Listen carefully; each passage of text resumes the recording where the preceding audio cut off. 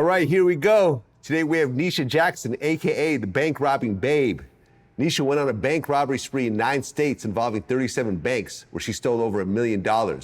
While a fugitive on the run, she was featured on the TV show American Greed, where they called her the bank robbing babe. She eventually got caught and is now out of prison telling her story for the first time. Niesha, welcome to Vlad TV. Hey, what's up with it? How you doing this morning? I'm good. First time.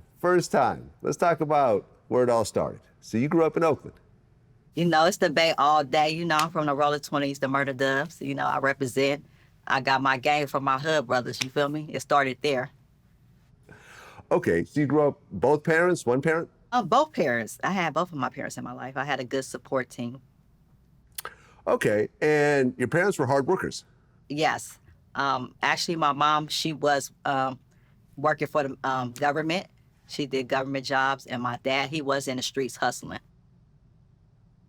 Okay, so you're growing up in Oakland, and right around 11 years old, you start to steal. Yep. Okay. What'd you steal at that point? I was stealing clothes for myself because I always had nice things, but I wanted more. You know, when I figured out I could just get them myself and get unlimited stuff, that's why I was doing it. Okay, so here you are, a preteen, you're stealing, and at one point you get caught. Yeah.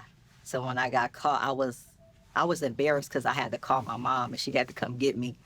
And I was just like, she gonna be on my ass, like this is not gonna be good. And actually she didn't even come, she made me stay there for the weekend. And that was horrible. How old were you at the time?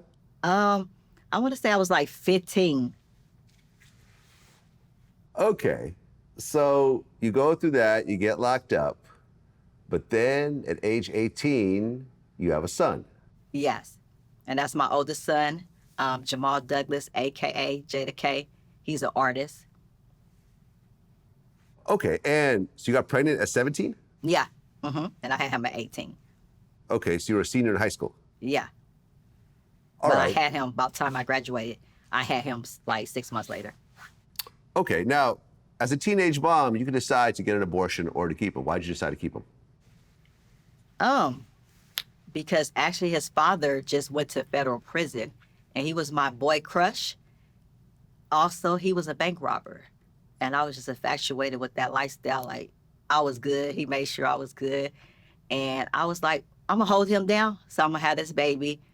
And he was my boy crush. I just wanted the baby. Like, I was like, it's meant to be. Like, how I get pregnant. Like, when I found out I was pregnant, he was only in 3 weeks. Like, just got arrested 3 weeks ago. So I was like, oh, this is meant to be. Okay, how old was the father? He was 3 years older than me. So at Okay. the time when I got pregnant, I was 17, he was 19. Okay, that's not too bad. Well, I was turning 18. I don't know. He's just 3 years older than me. Well, okay, got it. Okay, so you have a baby and your son's father is in prison doing how many years? He got 5 years for bank robbing out of Oakland. Okay, so now you're on your own raising your son. Yes. And you start working for Office Depot. Yeah, that was my first real job I considered because it paid every week and it had nice benefits and it paid good money at the time. Okay, but then things went bad over there. Oh yeah, it went bad. I actually was working. I was excited for working for the company, and you know, they have team leads and managers who train you, and it was basically just placing orders for big companies like ordering their copy machines and things like that. So it was like a customer service job on the phone all the time. So I was working for one group of people because they separated you by states, and they saw how good I was on the phone, how fast I would take the calls. They ended up moving me to a team on another side who said I was doing a good job and they wanted me on their team. But once I moved over there and the supervisor who was training me, he ended up, you know, using my login basically to do fraudulent things with my information. Okay, so you get fired. Yeah, so I get a suspension and I'm like, what I'm getting suspended for? But I didn't even know what I was getting suspended for at the time. And they was just like, because I went through a temporary AC. So they was just like, you know, we don't know what's going on, but, you know, you just going to be suspended for a week. We'll call you back. So they end up calling me back. So when they called me back, I'm like, oh, okay, I get my job back because I knew I didn't do anything. I didn't know what was going on. But when I got there that morning and I saw the supervisor, she was acting weird. I'm like, good morning. She just shoot past me. So I'm like, what's up with her? I'm like, okay, whatever. She got an attitude or whatever.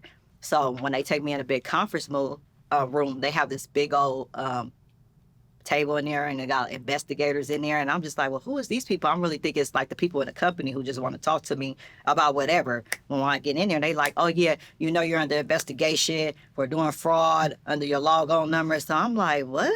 I'm like, what are y'all talking about? They was like, yeah, you ordered a lot of copy machines. You know this address. And it was like a Vegas address. And I'm like, what? I ain't even never been to Vegas. Like, what are you talking about?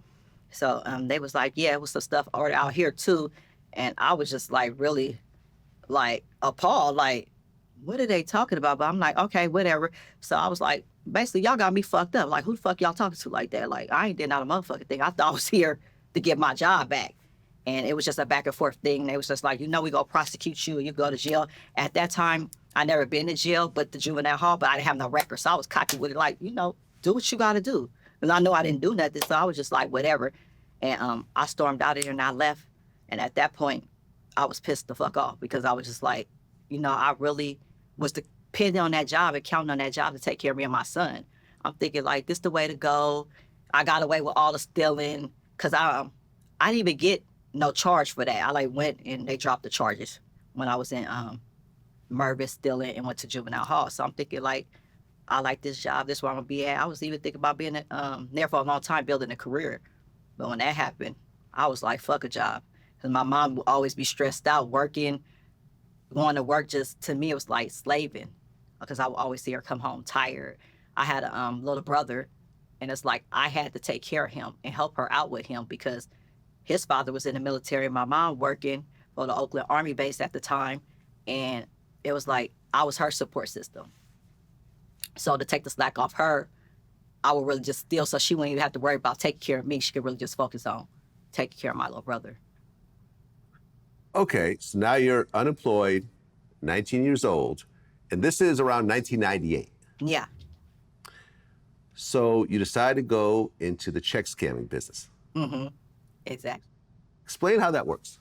So basically, I always do about credit and checks because I had like bank accounts. My mom helped me open a bank account at Wells Fargo. It was a student account that I had when I was 16. So I had a credit card. So I would always ask my mom, like, you always use a credit cards. Like, how can I give me some credit cards? This and that. So she would always just tell me, but not knowing I'm really like focused on like, okay, get in the game. Like, oh yeah, I want to have good credit. I want to be able to have this and have that. So that was like my main focus. Like when I get 18, I'm gonna have all the credit cards and be like my mom and put everything on credit. Cause to me, we was credit card rich. Every time I looked around, she was spending credit cards on the car, on my clothes, on the groceries. So I'm like, hey, they giving out money just like, you ain't gotta have no money, you just gotta pay it back in 30 days. I'm like, oh yeah, I could do that for sure. But this is when I'm 16, 17, you know, and then when I turned 18, and that happened to me at Home Depot. It's Office Depot.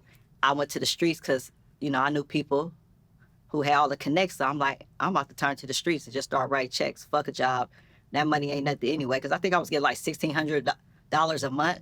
And I'm like, I could write 1 or 2 checks and get that in a day.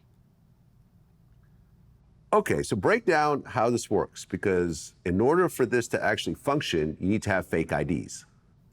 Yeah, but actually, I had the real ID. My stuff was through the DMV, but it just had my face on there, and I had made up information because I knew how to, back then, everything was sweet. So I would go in the DMV, make a birth certificate, go on the DMV, have a P.O. box, and take a picture and just send that to the P.O. box. Once the ID came, I would take that ID and go open a bank account so I could be able to write personal checks in different stores to buy stuff to take back to get the money. Okay, so you get a real driver's license, but Yes. under a fake name. So it's a fake ID. Well, it was fake, but I mean, it wasn't nobody's information. It was my information. I read it, made it up. Like if I wanted to be Niesha Brown, I was Niesha Right. Brown. But I mean, it was fake information, but it was a real ID. Right. So you have this driver's license with a totally different name. Yeah. You go and start a bank account with this fake name, Uh-huh. throw a little bit of money in it, and now you can write checks from that bank account. Correct. So where do you go to spend these checks? So I would go anywhere. I would write like Best Buy. I would go to Victoria's Secret. Um, my thing back then was they had to pull out little radios that everybody wanted to put in their old school cars, and I would focus on trying to write a check for that because they costed like I think 1,200 to 2,500 each one. So at that time I was like, oh, that's big money. If I can get one for 2,500, I could sell this for half for sure and get 1,250. So I focused on that for my money. But I like to write checks too, also to give me clothes, give me food, because they went through for everything. And then I could just pull the money out the account on Monday, and basically I got everything for free. Right. Because then you would sometimes return the items as well for cash back? Always. That was my goal, to return everything to get the cash money. Okay, so even though you paid by check, they'll give you cash back? Yeah, they give you the cash back because I will have to wait 5 days because once the check clear, it just would clear after I took my money out, and you could go to the store and say you just want to return the items and they would give you the cash. Right. Now, keep in mind, this is like 1998, 1999. Yes. These days, you cannot go to Best Buy Yeah. with a personal check. A They will personal, not right. take that. They'll churn you away. Yeah, exactly. Back then, no, that was a thing. I never had an issue writing a check. Okay, so you were writing checks for about 3 years? I grew up hustling like on and off. So I'll be like hustling for 2 or 3 months and then I'll take a break for another 2 or 3 months. Right, because by 2001, 3 years later, you end up getting arrested for checks. Yes. Okay, what happened? So that situation, like I said, we go store to store and write checks for like $500 to $1,000 to get the stuff to be able to take back and get the money. So I had a friend that we would always like team up and go write checks together. So I would go in the store. If it didn't work, she'd go in the next store and we just like piggyback and go back and forth, you know, because we had like a goal to get like probably 10 bags a day a piece. So I ended up seeing her in the store that I was supposed to write a check at. And I'm like, what's she doing at the counter? But she's getting into it with the people. So I'm like, what the fuck? So I'm like, oh man, I ain't gonna write a check. But I'm kind of pissed off because I'm like, this is my store. Like, why she try to write a check at my store? But I end up getting up out of there. And when I end up leaving, I'm thinking everything good. I end up going about my way to another mall trying to write checks. Next thing I know, her dude called me like, oh, she just went down because we left out of that store when y'all left. And then basically we try to go write a check in the same parking lot at another store. So I'm like, why y'all do that? I'm like, that's crazy. But I was in a rental car and she was actually in my car that was registered to me. So when they ran the plates, and so I stayed because it was in Dublin. And they saw that I stayed right there. They was like, oh no, like we coming after her too. But I'm not thinking nothing of it. So at the time, I'm just like, whatever.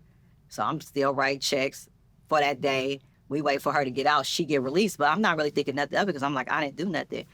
But then she was like, you need to go get your car and this and this and that. So when I'm like, go get my car, I'm like, okay.